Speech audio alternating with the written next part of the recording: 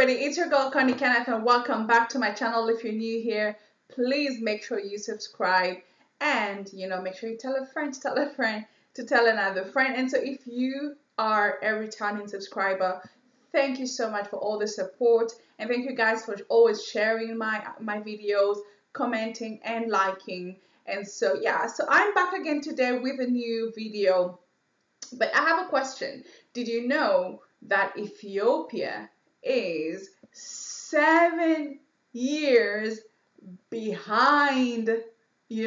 7 years behind. Why? Because at the beginning of September they celebrate, so that was September 13th, they celebrated the new year. So so I had to understand why. I wanted to educate myself and get to know how is it that Ethiopia is out of sync with the world. And so that's what we're going to learn today. And so if you enjoyed the video, please make sure you like and comment, and let's have a discussion here below. This episode of Reason Africa was made possible by our fans on Patreon. If you would like to get early access to these videos, please consider supporting our channel on patreon.com/ReasonAfrica. Time travel has always been a staple of science fiction. The idea of traveling through time is deeply fascinating. You get into a machine, press a few buttons, and step out not just somewhere else, but in a different time. Right? It's really easy. That would be really nice, when you have like regrets in life or some things you would have done differently. It would be a nice, you have like 3 jokers in life where you just have to use it or press the button and you go back to, the moment before it happened. That would be so cool, right? To imagine, but can it really be done? Well, yes, it can, in a limited sense. Over 100 years ago, Albert Einstein proved that time is intrinsically elastic, capable of being stretched or shrunk by motion. A perfect illustration is if you take the roughly 8-hour flight from London to New York and back to London, you will leap a split second into the future of stay-at-home Londoners, whereas scientists are figuring out how to turn back the clock to travel in time. Actual travel is limited only by how much cash we can spare, visa requirements and flight cancellations. Making a voyage to the past is limited by the cold, hard laws of physics. Or maybe it's not. What if I told you that you could actually travel back in time? Right now you can go back in time, and you can go back to 2013. Okay, so Ethiopia, this moment, this specific day, I think we are, what's the day today? Today is the 23rd of September 2021. Ethiopia, they are on the 23rd of September 2013, because they're 7 years behind. Wow. Wow, that's really nice. So I'm just wondering, if you're from Ethiopia, is it just you follow, do you follow the regular calendar that is being used all over the world, but you still have the side calendar, which is the Ethiopian calendar? Because for you to sync with the rest of the world, you need to keep the actual calendar. How does it work when it comes to birthdays, when it comes to age? Is age celebrated? Like a baby who is born in 2013, so this very day in Ethiopia, are they born in 2013 or 2021? So please, if you're from Ethiopia, let me know. It would be really nice to see how it actually operates, officially, or if children have like 2 birth dates.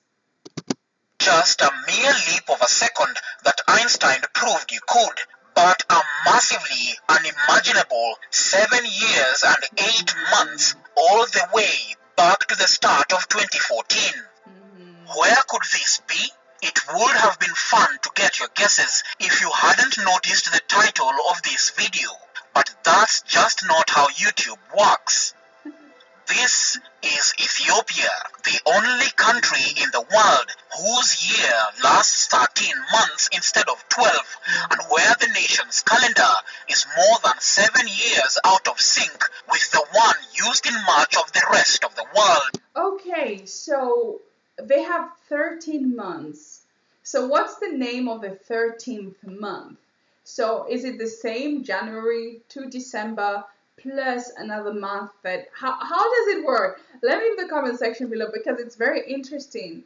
Just thinking about it, you're like, wow, the 13th month actually exists in some countries, because in Europe, like for example in France, the 13th month exists in the sense when it comes to professional wise, where you can be paid from January to December, but then in December they can pay you double.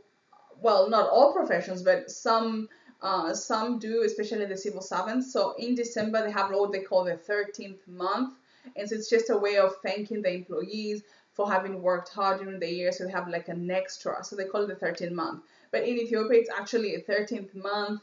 Wow, and so that's why they're 13 years behind in time. No, 7, sorry. 7 years and 8 months. That's crazy.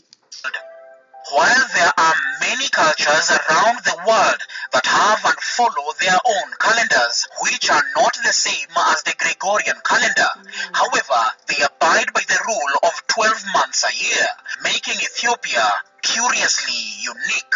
Right. Unlike the Gregorian calendar used widely in the West, Ethiopia's version not only squeezes 13 months into every year, that is 12 months comprising 30 days each, and an additional month made up of just 5 or 6 days, depending on whether it's a leap year.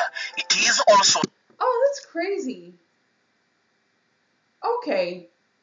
Because sometimes in the Gregorian calendar you have sometimes so February 28 days or 29 days, and then you have some days 30 and others 31. So in Ethiopia every month has 30 days, so which makes it, when you think about it, so you have 12 extra days in a year, without forgetting that you have an additional month which is made up of 5 or 6 days, so which takes that to, let's say, approximately 18, 20 days, 20 extra days. That's crazy. I didn't know that. Did you know?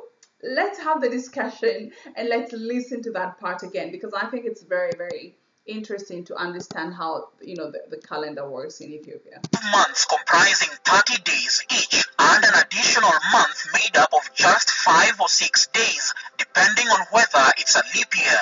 It is also 7 years behind the Western calendar. Okay. Last week on Saturday was September 11th, 2021, for all countries in the world. But on that day, this Horn of Africa nation marked the beginning of its new year, 2014. Really? Traveling to Ethiopia is therefore definitively taking a trip back in time.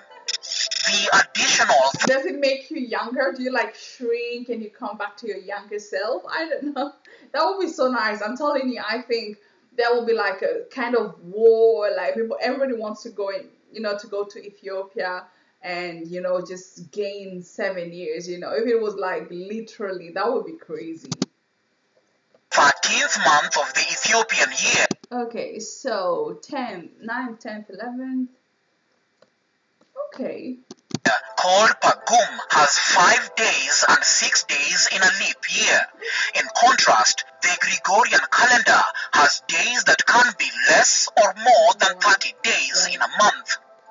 Some differences were the result of kings adding extra days on the months bearing their names in their honor in the Julian calendar, such as July and August, which were named after Julius Caesar and Augustus and have 31 days each.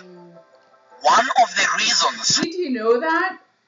Honestly, I heard about this when I was doing my research, when I read a lot, and I didn't know that. You can imagine some rulers like Augustus, and wow, they had to add an extra day to their names.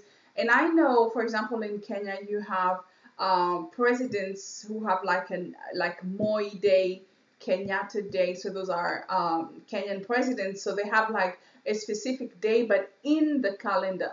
I mean, does it make sense? Like if you have from the 1st to the 27th, the 28th, then in between they say, oh, 14th is my day. So I will call it Connie Day, okay? So, but not add an extra day to the calendar. So that's really crazy. So let me know if you knew about July and August being named after, ancient rulers. Why Ethiopia celebrates its new year in September is that the number of daylight hours and nighttime hours happens to be exactly equal across the globe.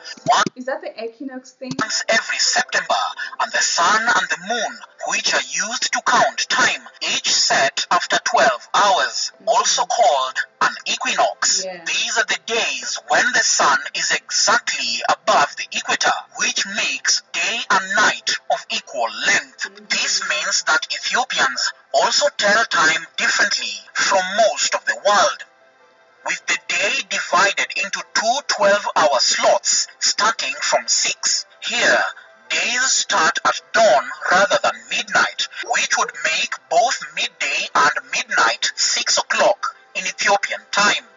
Wait a minute.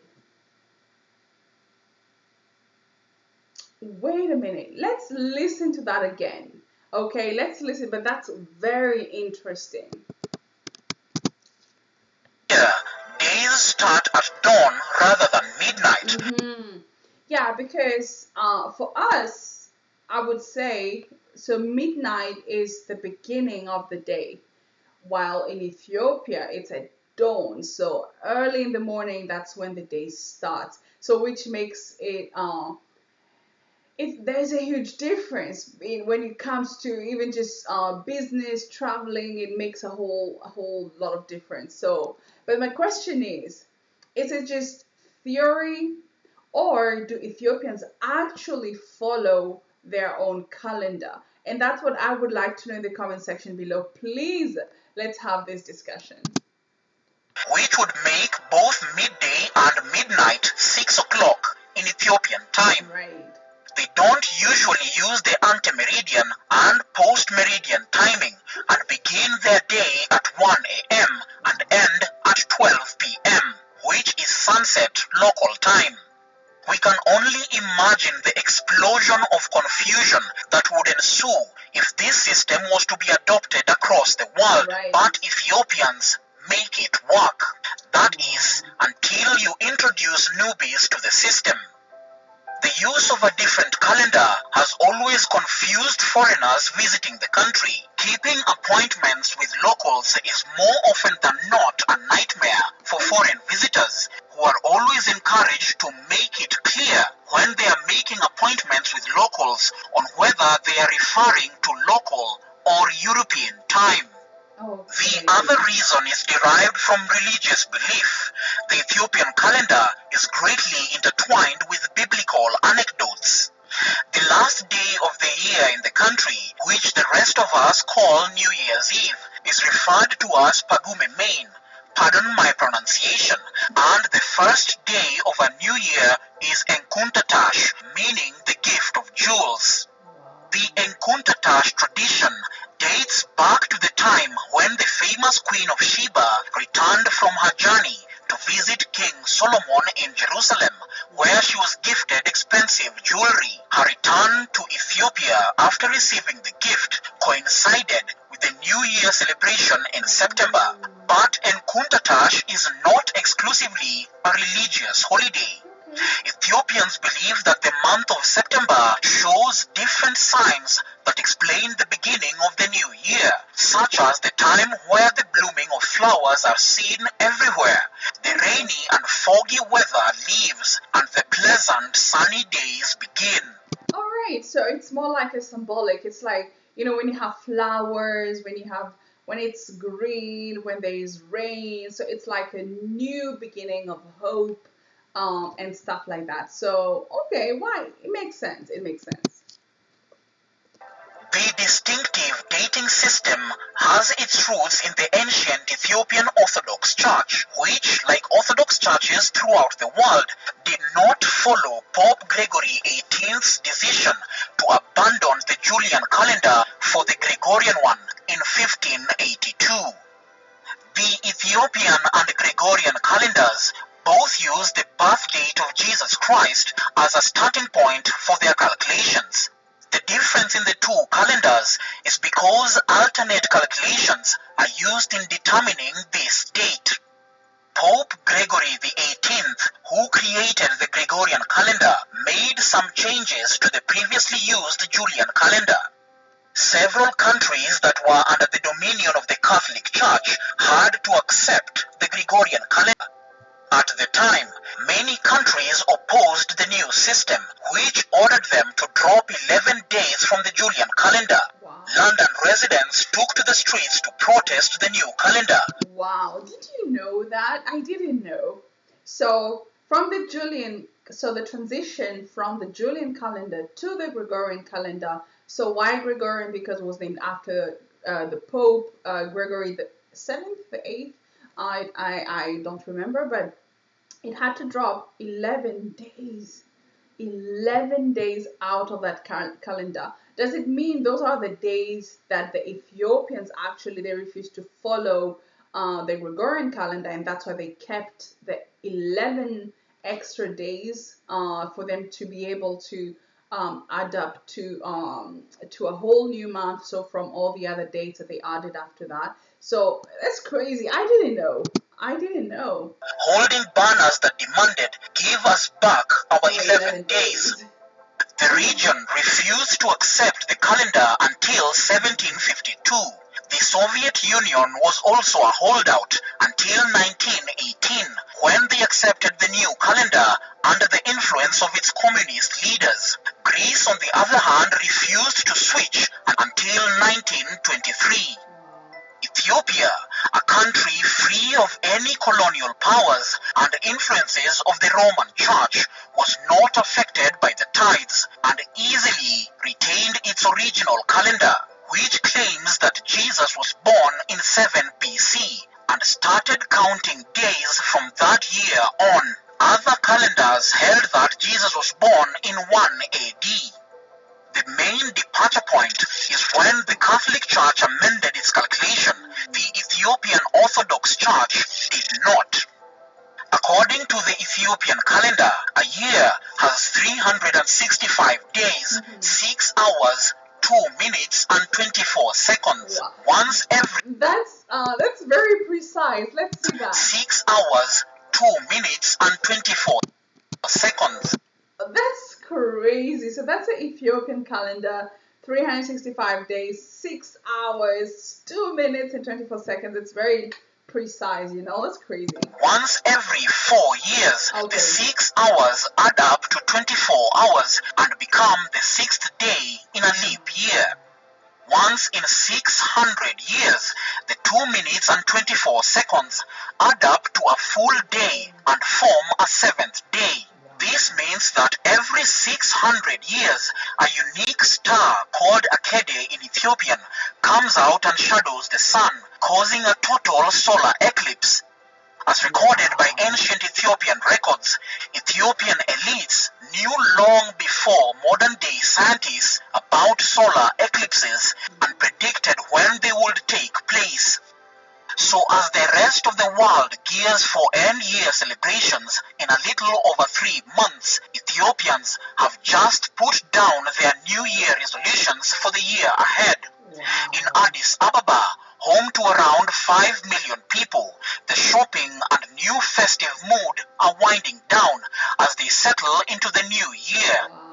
The calendar offers foreign travelers the perfect excuse to claim they are 7 years younger than they actually are and to hold 2 different celebrations for New Year's and Christmas. Most Ethiopians are aware of the Gregorian calendar, and some even use both calendars interchangeably. However, hats off to them. They have shown no signs of wanting to abandon their ancient calendar. Yeah, and they're right. it. It's part of the heritage. It's part of the Ethiopian heritage.